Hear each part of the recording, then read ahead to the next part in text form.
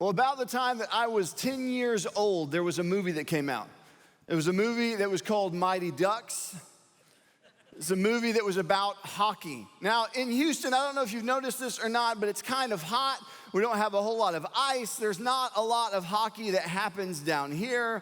But after that movie, there became this craze where even Houstonians were wanting to play hockey. I participated in this phone call-in contest, and I got selected.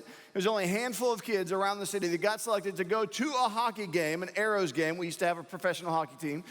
Go down onto the ice at not halftime, because they don't have that in hockey games, so in between one of the periods. I'm from Houston, I don't know hockey. And so I had the privilege to go down onto the ice and take a shot. Whoever was the closest or perhaps made the shot would get a free round trip for them and their family to the Hockey All-Star game, which that year was in California. And so I remember there was about 7 of us down in kind of this area right before we walked out, and I was walking in supremely confident. Why? Because I had seen the movie Mighty Ducks. This was not that hard. All you did was you take a stick and you swung it really hard at a puck, and then it just flew through the air into the goal. That's all there was to it. Now, the problem was I had never touched a hockey stick before in my entire life. I had never even walked onto ice before in my entire life. And so we all walk out there together, and you're kind of getting your feet and getting a feel for it. And I was the second person in the line. The first person was this little girl, probably half my size. And she gets up there, and she doesn't even raise the stick very much. She just kind of puts it behind the puck, and she just slides it and just glides down the ice. And I step up, and I said, "Watch this." That was in my mind. And I kind of took it like it was a baseball bat. I took that stick, and I just kind of reared up like this, and I swung as hard as I could physically swing. Unfortunately, instead of making contact with the puck, the hockey stick hit about 12 inches in front of the puck. That threw off my weight a little bit. Of course, we're on ice, so it's a little bit slippery to begin with. My right leg goes flying out in front of me as I swing through. I barely graze the puck. It goes about, 18 inches, maybe 25 inches, while I kind of glided right by it. Literally, my body went further than the puck did. I just remember that moment. I'm on the ice in front of a whole stadium full of people, and I just remember feeling terrified. I just remember thinking, if I could just have one redo, if I could just have one more shot at it. Of course, they didn't give me another shot at it. And that rest of that night and the rest of that week, I just kept going back to that moment in my life thinking, if I had one more chance. You ever had moments in life where you faced serious disappointment? You wanted a redo. You wanted another shot at it. Maybe right now in your life, there are areas that if you had the option, you would go back and redo it. Maybe there's lots of disappointment that you're facing in your marriage or in a relationship or in your career, or maybe it's just life. Maybe you look at life and say, my life has so many disappointments. It's such a screw up. It's such a failure. I wish I could do it again. Wouldn't it be easier if we just knew God's will for our life? Wouldn't it be easier if I was 100% sure that whatever that destination is, whatever that thing that I'm supposed to be doing is, I knew 100% how to get there? We're going to look today in Colossians. We're going to continue in the first chapter. Ben started it off last week. And what we're looking at today specifically is a prayer that Paul prays for this church. It's a prayer that he prays that's exactly about that, the will of God. He is praying that they might understand God's will for their life. And that prayer pertains just as much to you and I as it did to them. Look in Colossians chapter 1, starting in verse 9. Paul says, "And so, from the day we heard..."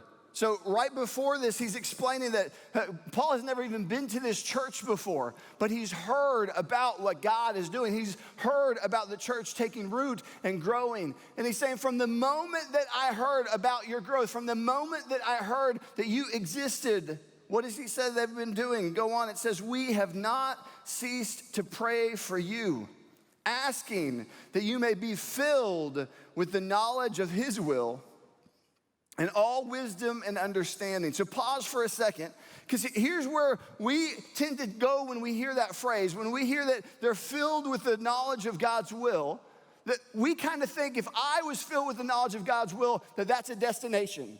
It's a specific location, that that's what God's will for my life is. But that's not actually what Paul is talking about. There's this interesting way that he writes it where it's called a divine passive. It's saying that the empowerment behind this verb, the filling, is not dependent upon what the individual is doing. It's not based off of what the church is going to do. The filling is God. God is the one that is doing that filling, but it's not a one-time filling. It's not a one-time epiphany where now they know the direction they're supposed to go. It's an active and ongoing filling. It's a pursuit of God's will for their life through knowledge and understanding. So verse 9 gives us the cause. But verse 9, if we stop right there, it's not complete. Let's go on. Verse 10 gives us the fruit, the effect. Why should they be filled with the knowledge of his will and all spiritual wisdom and understanding? Verse 10, so as to walk in a manner worthy of the Lord, fully pleasing to him, bearing fruit in every good work and increasing in the knowledge of God. When we are filled with God's wisdom and understanding, it pervades every aspect of our being, that my thoughts change as a result of it. My words change as a result of it. My actions change as a result of it. And so verse 10 starts to give us that fruit of what is the result, what is the effect of the filling of oneself with God's wisdom and knowledge and understanding. There's two requests that Paul has in his prayer, that he is asking that God would help them to know him and to live. That's it, to know and to live. The first, full knowledge of the will of God. Here's something that I think we as Christians sometimes struggle with, where we say, I wish. And here's what Paul is helping us to understand. You don't have to wish to know the will of God. God makes it abundantly clear and available to you. That when we pursue him, God is the one that fills us with that knowledge and understanding. But knowledge alone is legalism. It's not just head knowledge, it's going down into my heart, pervading who I am. And as a result of that, we should have a lifestyle. We should live a life worthy of the Lord. These two things go hand in hand. That the root of the Christian life is not based on what I have done. The root of the Christian life is based off of what Jesus has done for me. It's grace, something I couldn't accomplish by myself. But the fruit of the Christian life, the fruit of having a relationship with Jesus, should be that my life is different. God's will for our life is clear. It's this Christian funnel where we grow deeper and deeper and deeper in our relationship with him. This is what it looks like, that it starts with a knowledge and an understanding. That I pursue this knowledge and understanding, getting to know who he is. And the more that I know God, the more I know and experience the character of God, the more that will cause me to want to pursue holiness. This is the process of sanctification. Because as I pursue holiness, the effect of that is that in that pursuit, I start to learn more and understand more of the knowledge of God. I have deeper knowledge and understanding. And because of that deeper knowledge and understanding, guess what's going to happen in my life? I'm going to continually pursue more holiness. This drives me deeper and deeper and deeper in my relationship with him. There was a fascinating contest that a guy named Tom Wujek started a number of years ago. It's called the Marshmallow Challenge. And so what the Marshmallow Challenge was is he would go around the country to a whole bunch of different groups, and he would get into kind of large conference type areas. He'd have hundreds of people. He'd break them into teams of 4. Every team of 4 would get 4 different items. They would start with 20 spaghetti sticks, just 20. They'd get 1 yard of tape, 1 yard of string, and then 1 marshmallow. They had 18 minutes. In that 18 minutes, the goal was to build a structure, a freestanding structure, as high as they possibly can. That was it. They'd get into the groups of 4. He'd say, ready, on your mark, get set, go. Now, what was interesting is that as he did this over and over and over again, he was able to do it with specific groups and then measure those groups against each other. And so as a result, he kind of knew how groups would interact and how successful they would be. So the average group would make a tower that was about 20 inches tall. So that's roughly the size of 2 spaghetti sticks together. That they could get those 2 spaghetti sticks, and then they'd be able to take that marshmallow and put it on top, and it would sustain the weight of that marshmallow. So on average, they'd get about 20 inches. Now, business school graduates, those students that had just finished their MBA, when he did this with that group of people, they specifically did the worst of anybody. They did half the average. Compare that to lawyers. Lawyers did a little bit better than business graduates, but still worse than average. I know there's a lawyer joke in there somewhere, but we beat up on lawyers so much, we'll just move on. Kindergartners, compared to that. These are students that had just finished kindergarten. Better than adults. Kindergartners, better than business graduates, better than lawyers, better than just random adults put together. Now, fortunately for all of us, the best group, if it was very specific, were architects and engineers. We'd be very worried for ourselves if that wasn't the case. Compare that to CEOs, you'd think, well, maybe CEOs are up there. Nope, they're still below the kindergartners. Now, what was fascinating is as he studied it over and over again, he saw the patterns for what made a team successful and what made a team fail. You see, what would happen with adults is that they would tend to right away start arguing. They would start to compete over who was gonna be in charge, who's gonna be the boss, who's the authority, who got to make the decisions. And so right off the bat, there was this conflict that existed. Likewise, they had these preconceived notions. Adults would think in their mind, okay, I know what the tower is supposed to look like. Now, the problem with preconceived notions is that your preconceived notion might not necessarily be the same as somebody else on your team. So again, more conflict. So they had preconceived notions. They didn't start right away. Instead, they were arguing with one another. They were slow to get started. And the biggest problem that they had is that they didn't understand the weight of the marshmallow. You see, the 4 differences with those kindergartners, the things that helped them excel and be successful, is that they didn't have any preconceived notions. They didn't think this is what it's supposed to look like. They were just experimenting as they went. He said that the design of kindergartners looked wildly different than the design of adults, and yet they became more successful. The kindergartners did not fight for control. They didn't care. They were kindergartners. They were excited about the fact that they were building a tower. One of the biggest challenges with kindergartners was to prevent somebody in the group from eating the marshmallow. He said the kindergartners, they would start right away. The moment that they said go, they were building immediately right off the bat. And here was the biggest difference, he said, between the kindergartners and the adults. That the adults thought they knew the weight of the marshmallow. And so they would wait until the very end. He called it the ta-da moment. The adults, they would build up this structure, they would build up this tower, and then they would take their marshmallow, they would try and put it on the top, they would back away, they'd say ta-da! But unfortunately, they would do that when there was no time left whatsoever. And the weight of the marshmallow, even though it looks so light and so fluffy, when it's on top of spaghetti sticks, oftentimes was enough weight to cause the entire structure to collapse to the ground. Kindergartners, on the other hand, were constantly measuring.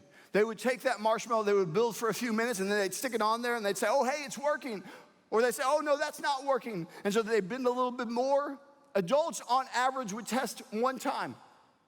Kindergartners would test between 4 and 6 different times over the course of the 18 minutes. When you compare that and lay that over our lives and our pursuit of God's will for our life, oftentimes those same struggles that adults have compared to kindergartners are the same struggles that you and I have when we're pursuing God's will. That we start out with these preconceived ideas and notions of what God's will for our life looks like. That I think God's will for me looks like this. Now, oftentimes, that's really just what I want. It's really my desires that I'm trying to superimpose on God. And I'm saying, God, this is what success looks like. I'm asking that you help me find it. That's why the tendency is not for me to pray, God, help me understand your will for my life. The tendency for me is to pray, God, please help me do this. Please give me this, because I'm really asking for my will from God. If we will lay aside those preconceived notions and ideas and say, God, I'm yours. I want to be used by you. The next is that so often we fight for authority. We fight for control. Kindergartners exhibited supreme humility in not caring who got the credit, not caring who the boss was. But as we get older, what do? We learn to have that ego. We learn to fight and argue with God and try and say, God, this is what I want you to do. We have to have humility. The other thing kindergartners can teach us is that they start right away. Hey, here is one amazing truth for you and I to understand today. That if I'm trying to figure out how do I get to God's will for my life, that the way I do it is by starting right now, right where I am today. That I say, God, today I want to do God's will for my life. Today I want to live for you. I can give you two things right now that I'm 100% sure are God's will for your life. One is reading the Bible. Without a doubt, you can write it down. God's will for your life and God's will for my life is for us to understand His Word. That's how we are filled with the knowledge and understanding of God. The other is we need to pray. If I'm going to pursue God's will, I need to spend time with God. I need to develop that relationship. I need to pray. Prayer helps me to empty myself of my designs and my will and fill myself with His. I say, God, I want to do what you have for me. If you look at the pattern in the Lord's Prayer, that's what it's all about. Our Father who art in heaven, hallowed be thy name. It starts with this praise. And then what's that next line? Your kingdom come, your will be done on earth as it is in heaven. The second line is saying, God, not my will, but your will, your kingdom come, your will be done. It's trying to align my heart with God's heart and design. In any relationship, if you want to pursue that relationship, it takes spending time. If you just think of it in the context of a marriage, if you are trying to wonder, what is something that I could do to help deepen my knowledge and understanding of my spouse, it's really not that hard. If you walk up to your spouse today and say, hey, listen, I'd like to help out more around the house. What are some things that you think that I could do? I bet you that they could start writing a list right then and there. I bet you that no one is going to be having a difficult time of saying, well, I mean, if I'm being honest, here's some things that maybe you're not doing a great job of. Now, do that in the right way, because I'm not trying to cause conflict. But the point is, if you would just ask, there is an answer there. Why don't we ask that question? Probably because we don't want the answer.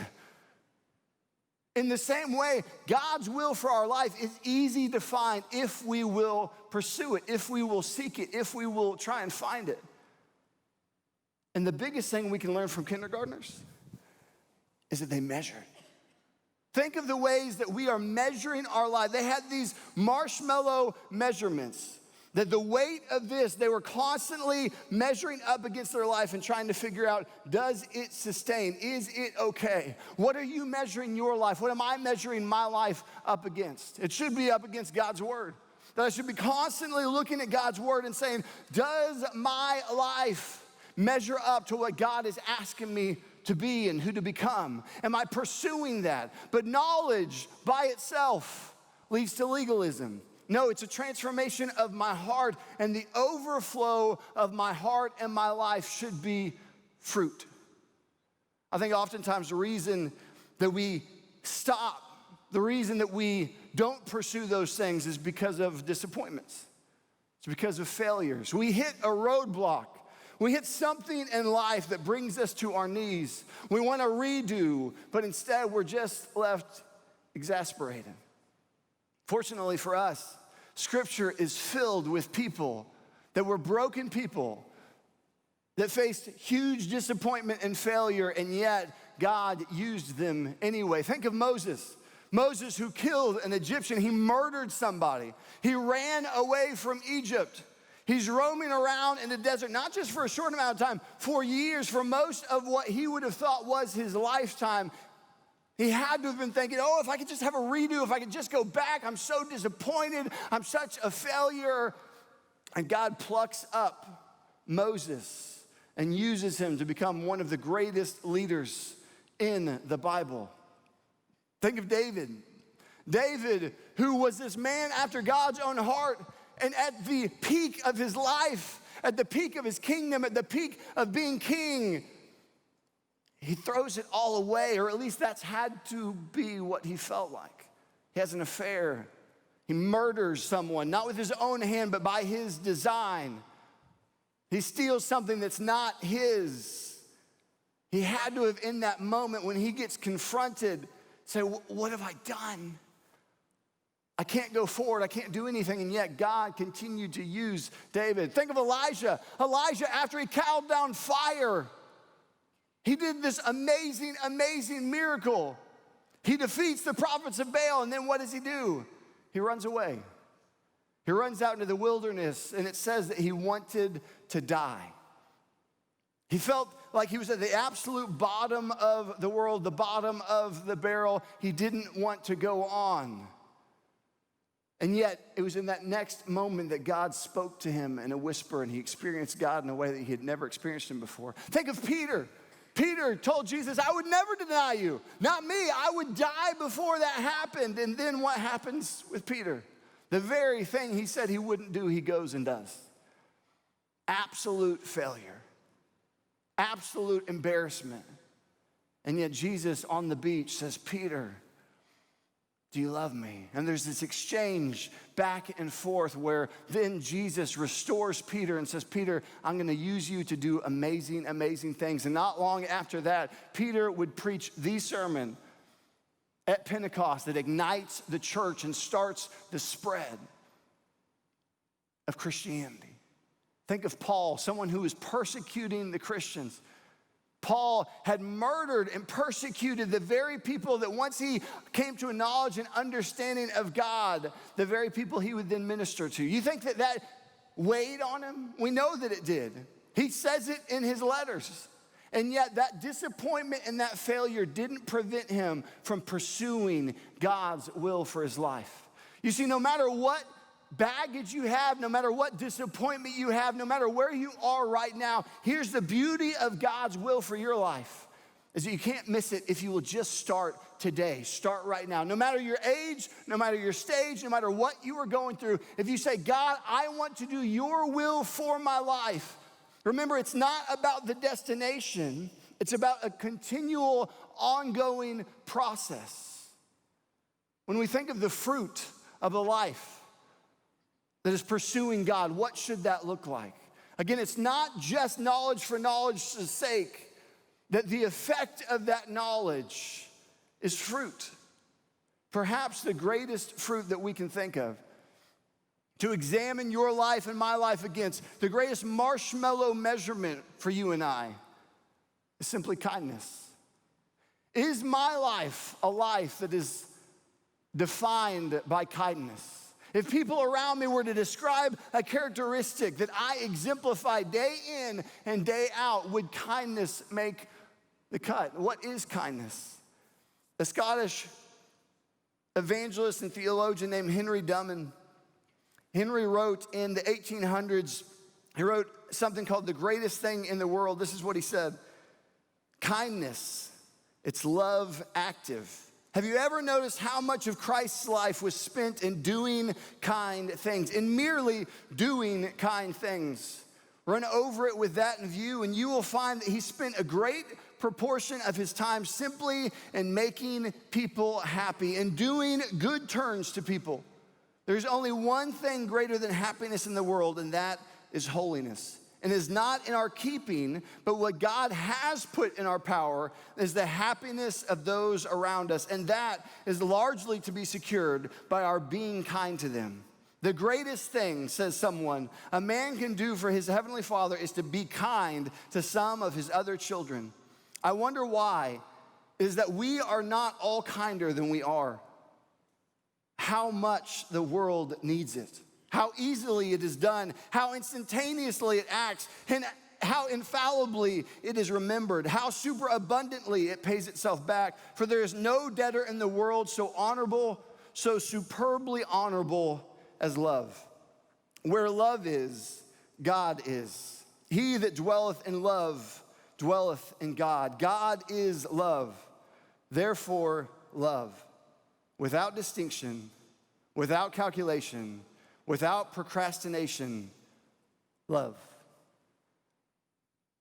Jesus echoes this in John 13 when he's talking to his disciples. He says, a new commandment I give to you, to love one another as I have loved you. And then he goes on in verse 35 to say, this is how the world will know that you are my disciples. That the fruit of my life and your life, if I am rooted in a relationship with Jesus, that should so transform my life. That the fruit, the result of me having a relationship with Jesus is that love pervades every aspect of my life. The amazing thing about kindness is that it can change someone's life without you ever knowing it. I think perhaps the reason that Jesus was so full of kindness all the time, not only was it because he loved those other people, but he also knew exactly what was going on in their life. How difficult it is so often to not be kind.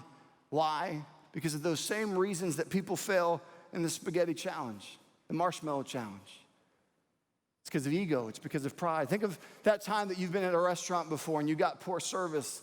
And as a result of that poor service, instead of being kind to that waiter or waitress, that you start to get short and curt with them. Think of the time that you were sitting on an airplane next to somebody and they were being obnoxious or annoying. Instead of choosing to be kind, you tend to do the opposite. Think of all the different opportunities we have each and every day to interact with God's children all around us. And here's the thing, we don't know what's going on in their life, but God does. And God has supernaturally placed us and designed us in a way that we would interact with that person at that time. And if you and I will be walking in God's will with his knowledge and understanding, we have the ability to show love, to demonstrate the gospel through action.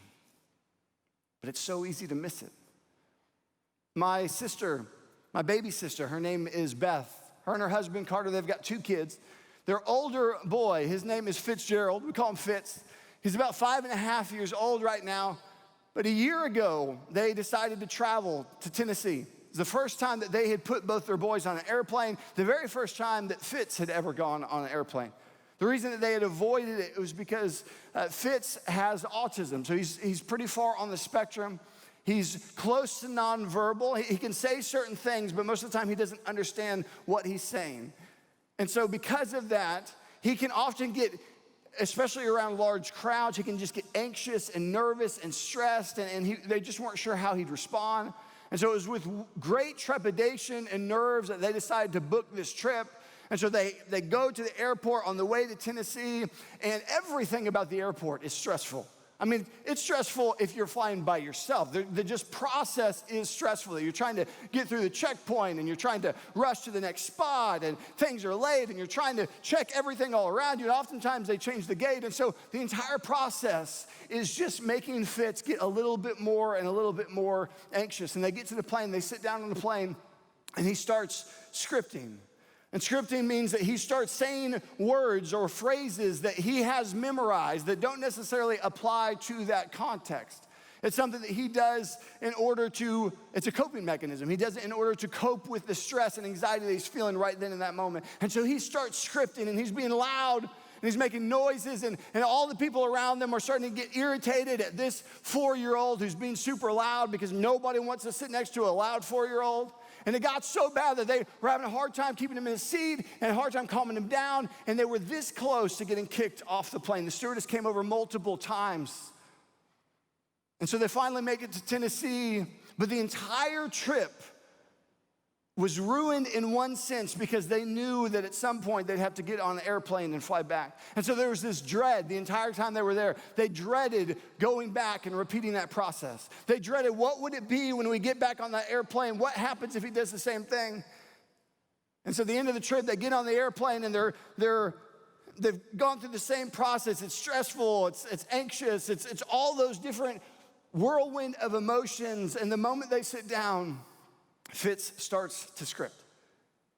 And this time he specifically started singing the song Jingle Bells. Now for context, it was July.